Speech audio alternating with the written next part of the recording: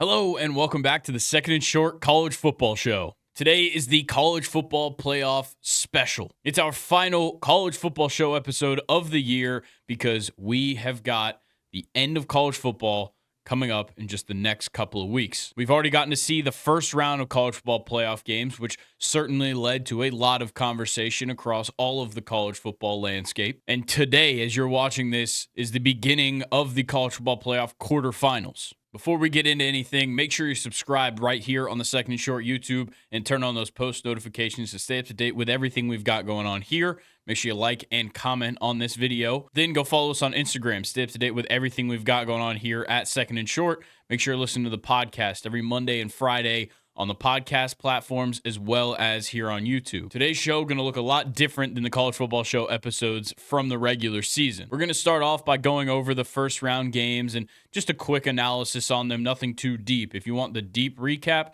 we recapped these a couple of weeks ago right after they happened on the Monday episode of the podcast. Then we're going to preview the games that start up tonight and the next day, so New Year's Eve and New Year's Day for the quarterfinals. Then I'll be filling out the remainder of my bracket with my predictions for the quarterfinals and go all the way through and announce my pick for the national champion. And after that, we're going to do some quick just takeaways from what we've seen so far, what we may be seeing down the road in this year's college football playoff. I want to leave the broader conversation stuff for a separate video after the full playoff is over, where I'm going to talk about what I think went well, what I think didn't, and what is going to need to change year over year for the college football playoff. So once again, make sure you've got those YouTube notifications turned on so you know when that video comes out, but it will be sometime after the national championship has concluded. All right, without further ado, let's go ahead and talk about the round one games, and it all starts with what was maybe the worst of the first round, Indiana versus Notre Dame. Indiana lost this game 17-27, but it was not actually that close. Notre Dame went up 27-3 with about 5 minutes left in this game,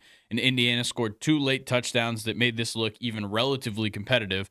But from the jump, it really was not. And the real reason that it was not this close is because Indiana's offense got dominated by a real defense. They played a real defense for one of the first times this season, and they got shown exactly why they did not belong in the top 10, let alone in the college football playoff. And on Notre Dame's side, the offense wasn't particularly good. With the exception of that 98-yard run by Jeremiah Love for the touchdown, this offense really didn't do much. Riley Leonard, I think, had an average game for his standards, about 200 in the passing game, threw a pick and a touchdown, and then he ran the ball okay, not great. So I think if you take out that Jeremiah Love 98-yard touchdown, you look at an offense that really didn't break off anything really significant outside of that play.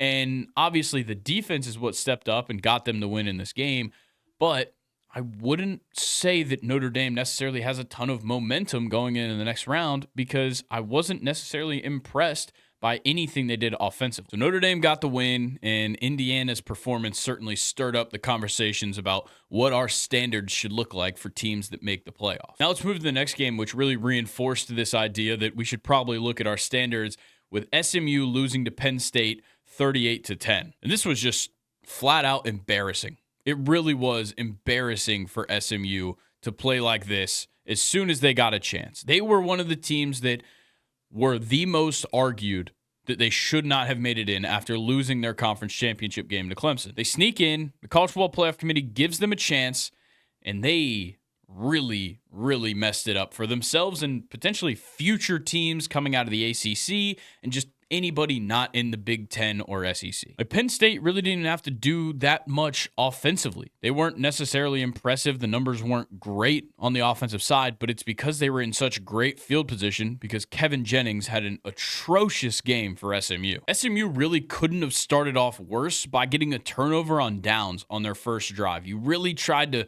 make something happen here. You got to run down to the red zone, and it really just felt like it took the air out of the room to get a turnover on downs to start.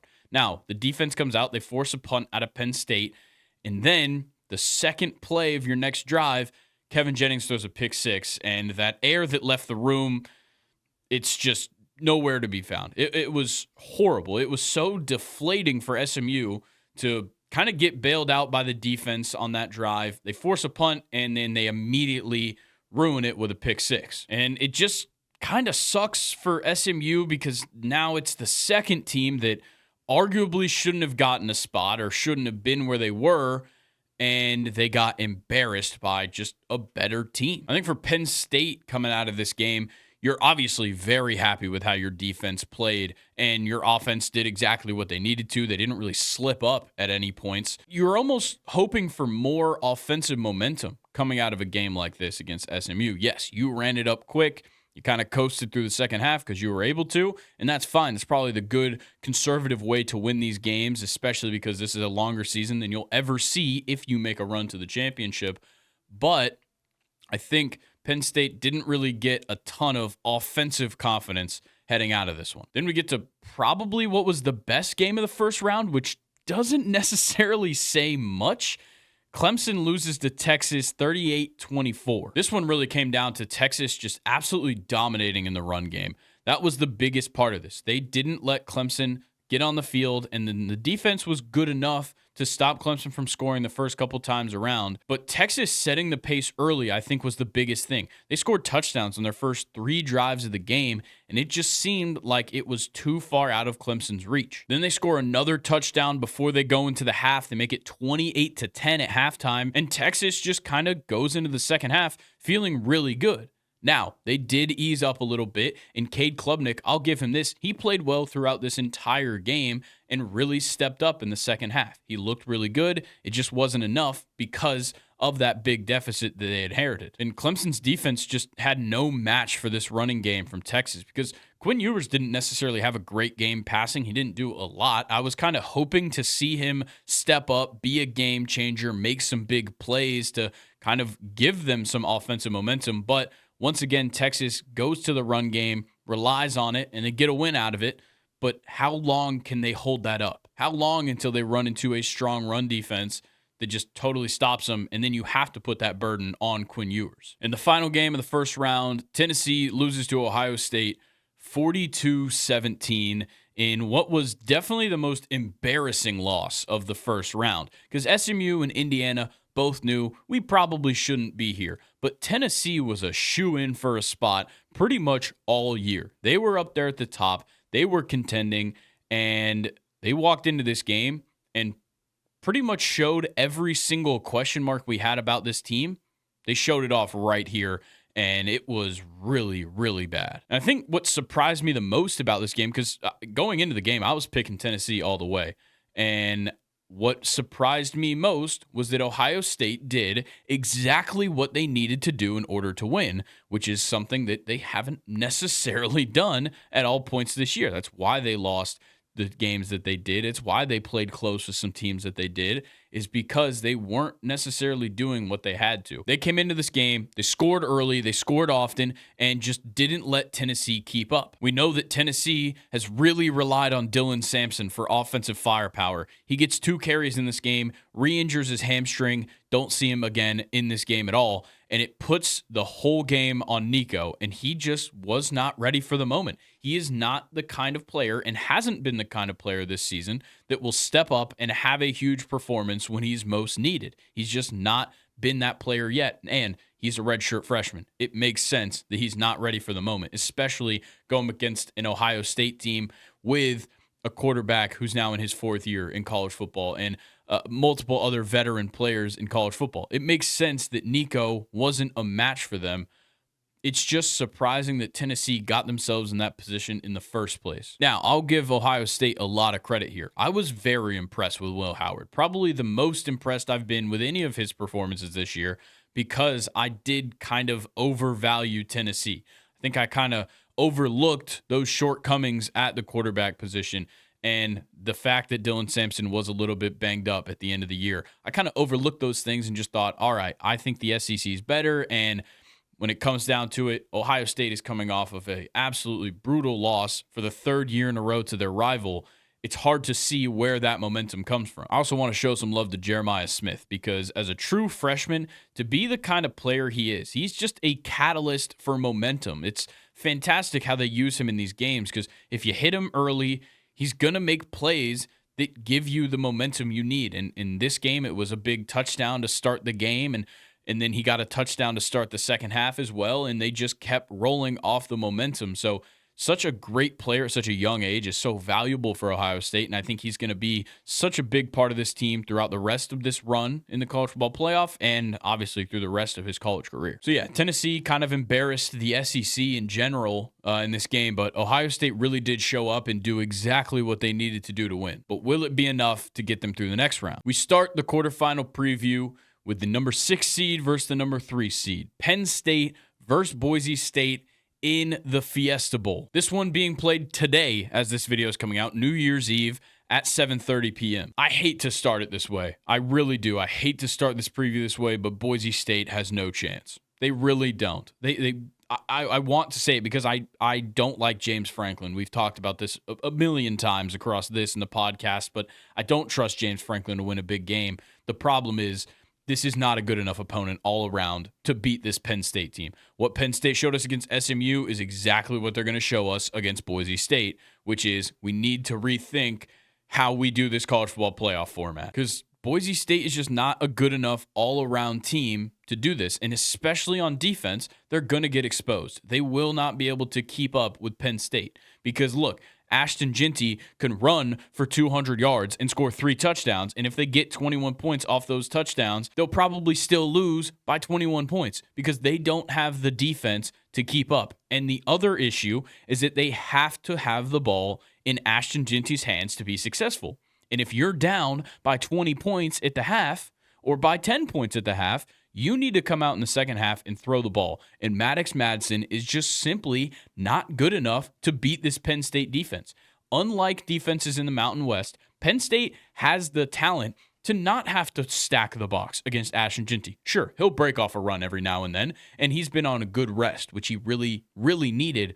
But if you just put 7 in the box, you can still stop Ashton Jeanty because this is a defense with much more talent and that has played 10 times better than anybody that Boise State saw in the Mountain West schedule. So if you let Penn State get a lead, especially early in this game, and I think they will, you're just going to end up running yourself out of time because you have to put the ball in Jeanty's hands.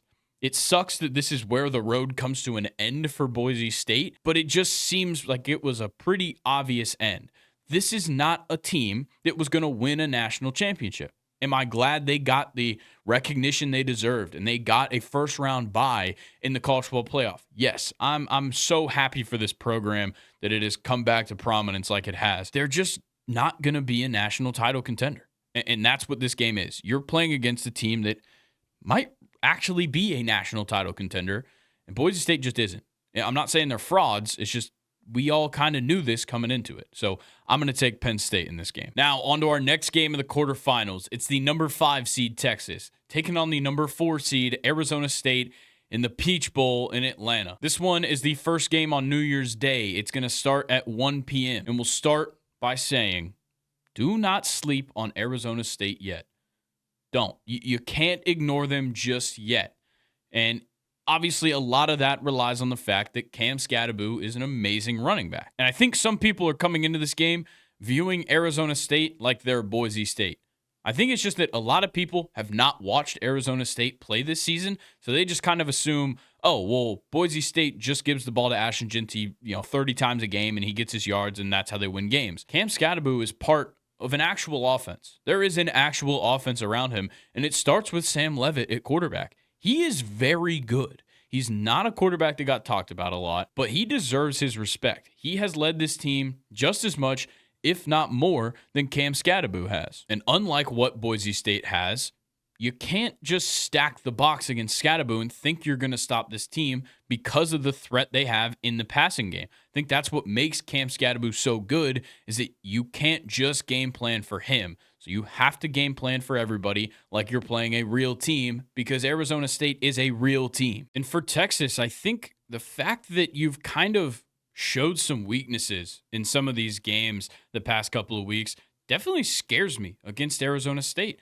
I think you've showed that against a good rushing attack, you can sometimes come out a little bit flat on defense and not really know what you're doing, especially in the red zone when you go back and look at the games against Georgia. And I think they also showed if they do get a little bit comfortable on defense, that pass defense is pretty bad. They let Cade Klubnik kind of have his way. They just lucked out with Phil Maffa being injured and Clemson just really not being able to run the ball. So for me, for Texas to win this game, you have to come out hot like you did against Clemson.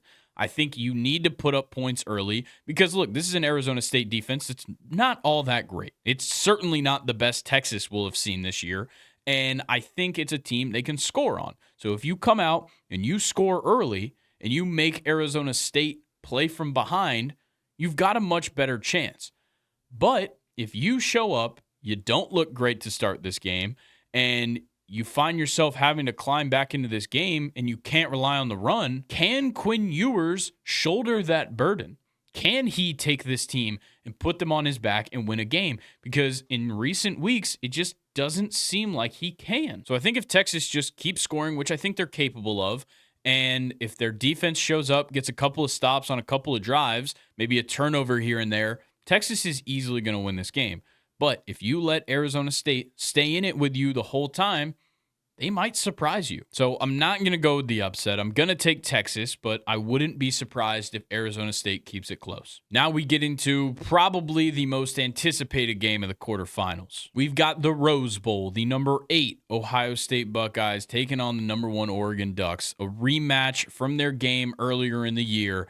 And man, is there a lot to look at here. This one's being played 5 p.m. on New Year's Day. I think the biggest thing to look at here is how the momentum of winning a first-round game looks as opposed to getting the multiple weeks of rest for getting that first-round bye. I think that's what this game may come down to because these two teams, we saw the matchup earlier in the year. What it came down to was poor clock management by Ryan Day and Will Howard at the end of that game. That's what played Ohio State out of winning that game. So I think what it comes down to again is coaching and momentum. Can Ohio State come into this game and take what they did last week and just replicate it against what I would consider a much better team? This is the number 1 team. They've been number 1 for almost half the season. Oregon is not a team you can just mess around with. Ohio State has to start out hot, and they have to look good. Will Howard looked a lot more comfortable when his team was looking good to start the game, and then he just kind of got to coast from there.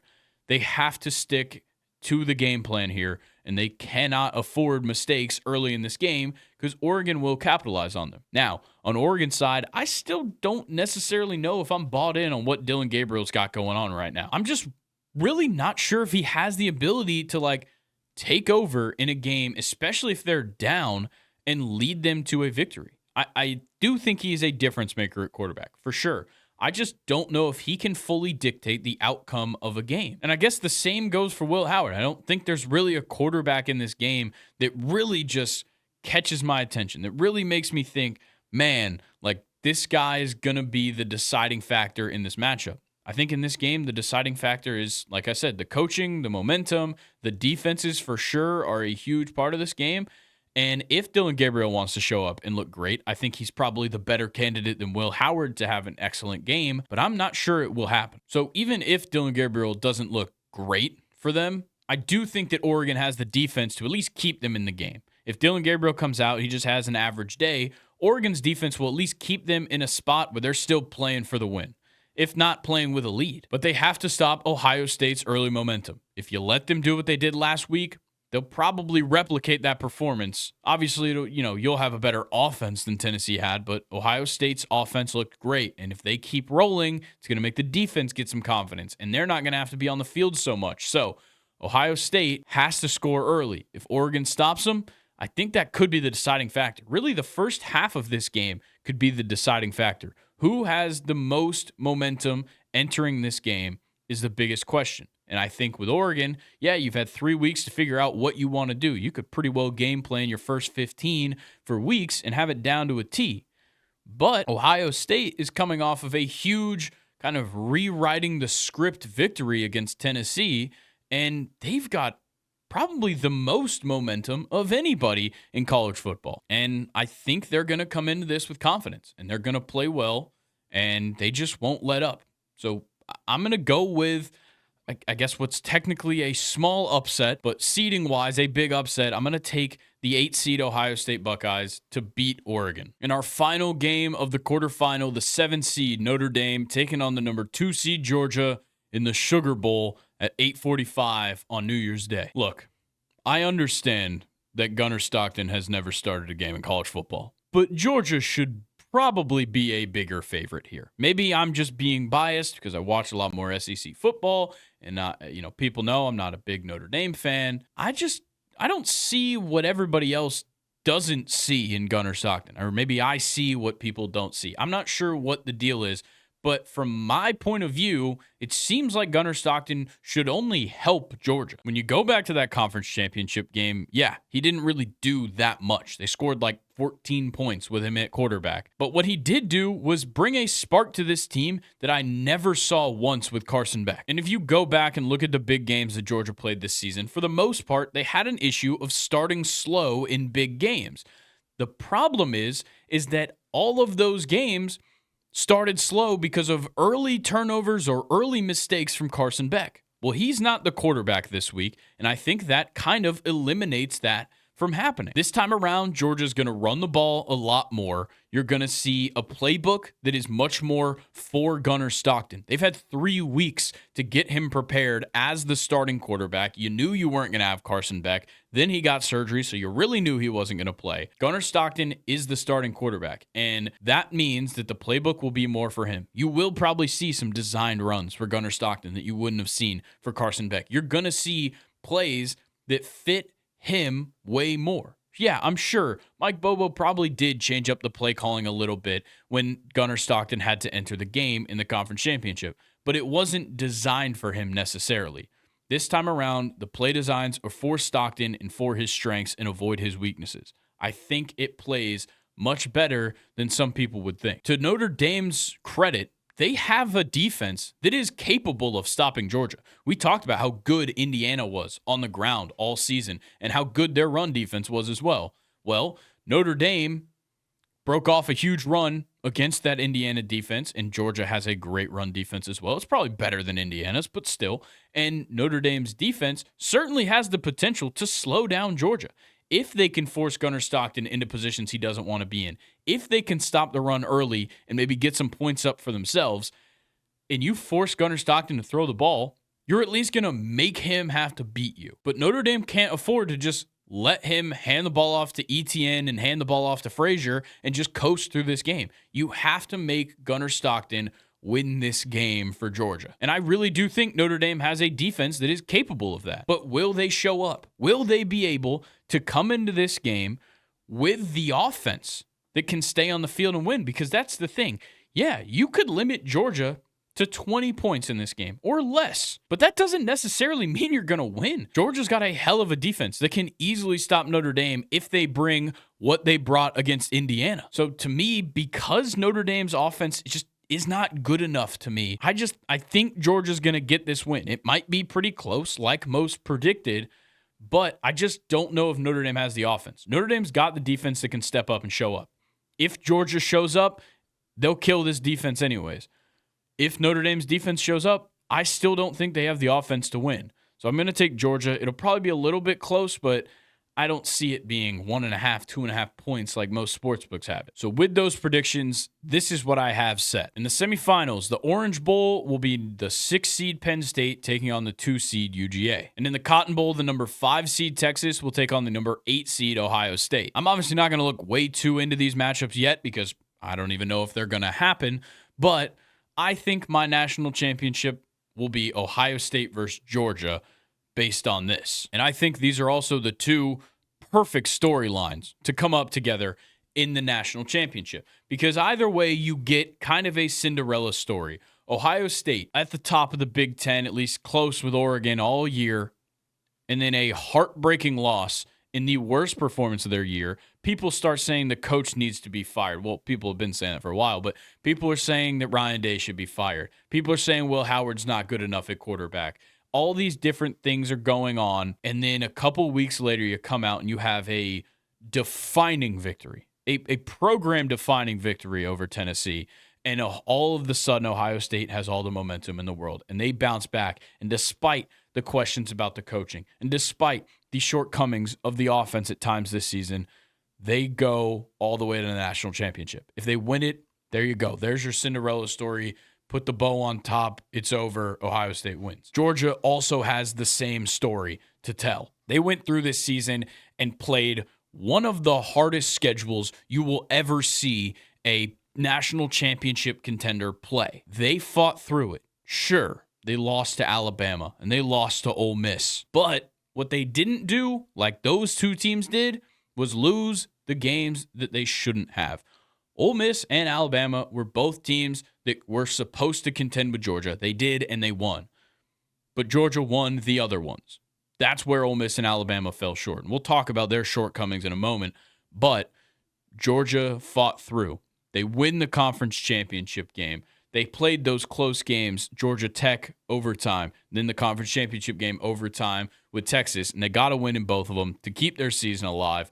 And now they go into the college football playoff, and they lose their quarterback in that conference championship game. Now they have a brand new quarterback, hasn't made a start in college football yet, and he's going to lead them to the national championship and potentially win the national championship. Once again, there's your story. Tie the bow on top. There you go. There's your brand new whatever story you want it to be right there with Gunnar Stockton winning it for Georgia in what most people would have considered potentially one of the weaker Georgia teams we've seen, just because so many of their players get drafted every single year. And this is probably more my bias for Georgia, just growing up here, having family that's Georgia fans, and just naturally being a fan of SEC football. I would take Georgia in this scenario. I know Ohio State still has their whole team, but if I've learned anything about Ohio State, especially Ohio State under Ryan Day, they're probably going to fall short. And maybe we see some flashbacks to that Ohio State-Georgia semifinal game a couple years ago. Like, it will be close, regardless. If these two teams match up, it will be close. It just feels like, to me, Georgia has what it takes to get a win. That's the way it looks to me, especially if they look really good against Penn State in the next round. That would be the defining thing. If they show up and they just beat the brakes off Penn State, who's to say they're not going to do the same to Ohio State, or who's to say they at least won't beat Ohio State? Because Ohio State wasn't all that impressive against Penn State. So that's how my bracket would sort out as of right now. But I want to kind of go back to some of the first-round games and talk a little bit about kind of the public reaction to how this has gone so far. The first round of the college football playoff certainly sparked a lot of conversation on social media, on TV. Everybody with something to say about college football had something to say about the first round of the playoffs and how the playoffs have looked to this point. So to start off my takeaways, get rid of the conference championship bye. The byes should go to the top 4 ranked teams at the end of the year. If those are the 4 best teams, they earned the bye. I don't care if you won your conference. Boise State, Arizona State, I'm sorry, but for the most part, neither of you probably should be here. You got some respect. You didn't need that much respect. You didn't need the first round bye. That should have gone to Texas and Penn State. You need to definitely get rid of the 12 seed conference champion. That 5th spot is horrible. Clemson shouldn't have been there. I think we all know that. We all know Clemson should not have been there at 12. I think those two things paired together, getting rid of the conference champion bye, getting rid of the 12 seed conference champion, just would help eliminate some of the first round blowouts, and for the most part, eliminate second round blowouts. I know I just said we should avoid these blowouts, but also people need to stop overreacting about the blowouts. Go back and look at some college football playoff semifinals from the last 10 years and try and tell me there's not a ton of blowouts, because there is. It is very obvious that that's going to happen every year, no matter what. And I think the biggest part of that is just that a lot of teams aren't playing good out of conference schedules. And even if your conference is really good, you haven't played any games against real opponents from other conferences. So you just don't know how you match up. None of us have seen how any of these teams match up against any of these opponents except for the ones that played each other in conference play. And like I said about some of those lower seed teams that got these byes, I think what we need to remember is that there's not 12 teams that are worthy of winning a national championship in a given year. There's probably not even 5 every year that are really worthy of winning a national championship. And I think this year we got a little bit blinded by some of the factors when it comes to, college football is different this year. It's way more wide open. It's way more this. It's way more that. I don't know if that's necessarily true. Sure, there was some parity, but I don't think it's just wide open still. There's still a clear divide between teams that can win a national championship this year and teams that can't. And with only 8 teams left in this playoff, there's still quite a few teams in that can't win a national championship. Like, you can already go ahead and cut out probably Arizona State and Boise State. That leaves you with 6. Then there's the conversation of, well, is Notre Dame for real? Probably not. Go ahead and knock them out. Then you're down to 5 teams, and then you have to start talking like, oh, is Texas really worthy? Like, they've lost to Georgia twice. Can they even beat Arizona State? Can they go into the next round and beat the winner of Oregon, Ohio State? We don't know. So potentially you could take Texas out of that conversation. You can maybe take Penn State out as well. And when it comes down to it, there's probably really just 3 teams. It's probably just Ohio State, Oregon, and Georgia that can win the national championship this year. Now, I'm not saying that those are the only 3 teams that will. Like, obviously somebody could show up and surprise us. And I guess at this point, the only teams that could surprise us would be Boise State, Arizona State, but still, let's just say those top 5 teams are really the contenders, or the top 6 teams are really the contenders. That's normal. But that doesn't mean we need to make the playoff smaller, but it definitely doesn't mean we need to expand the playoff. I don't get where the expansion argument comes from. It's just going to be more fraud teams that get exposed. It's going to be more blowouts in the early rounds, and we're also going to still get blowouts deeper into the rounds. Like I said, none of these teams have played each other for the most part. Most of these teams will be seeing each other for the first time. And most of these teams will be seeing out-of-conference opponents at this strength for the first time of the year. You can't say that expansion helps this playoff whatsoever. And the thing that really gets me is the people that are arguing for expansion and arguing that SMU, Boise State, blah, blah, blah, shouldn't have made it in. Well, if you want to say that your team deserved a shot to contend for a national championship, win 10 games, and then I'll talk to you. Because I went back in the history books, all the way back to 1869. There has never once been a 3-loss national champion, and for good reason, because they are not one of the best teams in the nation. If you lost 3 games, you probably didn't lose all 3 games to the best teams in the nation, and then you turn around and beat them later. That's just not how it goes. And you can't argue that your team should win a national championship when there is 0 precedence for a 3-loss team doing so. So if you just win 10 games, if you go 10-2, I'll respect it. I'll say, yes, you should have made it in. But if you're 9-3 and you're crying from outside the club, shut up. Yeah, sure, there's parity in college football. But when you stack it up against like the product that we see in the NFL, it's pretty certain what's going to happen in college football. You know what teams will be at the top at the end of the year, with the exception of an Indiana team like this who got weeded out pretty quickly into getting some respect. And I think what happened this year, and it's just going to keep happening, and maybe it does lead to being a little bit more, wide open for who could win a national championship.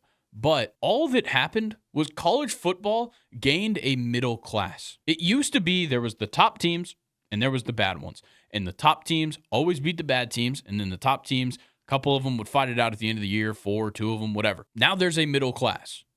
And the middle class can contend with the top because of transfer portal and NIL. It's opened the door for teams that maybe haven't traditionally been at the top or used to be at the top, fell off, and kind of caught themselves in the middle class. Those teams are the ones that make it look like there's parity. But they're not going to contend for the national title. The middle class of college football will never be there.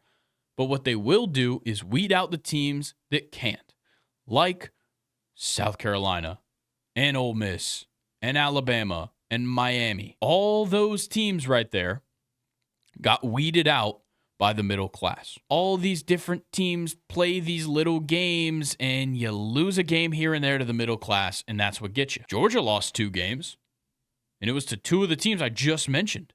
They got weeded out by the middle class. Those teams are still top teams. Alabama and Ole Miss are still top teams. South Carolina is, for that matter, and so is Miami. They're not middle-class teams, but they got caught off guard by the middle-class teams.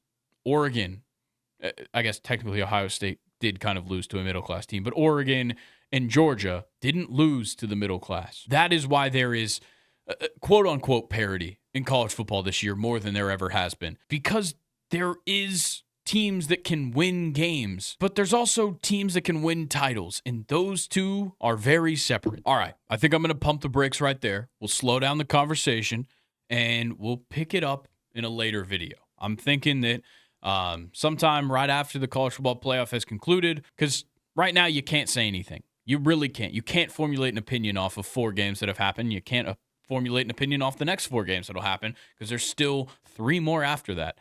So I think for now, we got to take it easy, and we'll wait until after the college football playoff is over. So with that being said, thank you guys for joining me. Thank you guys.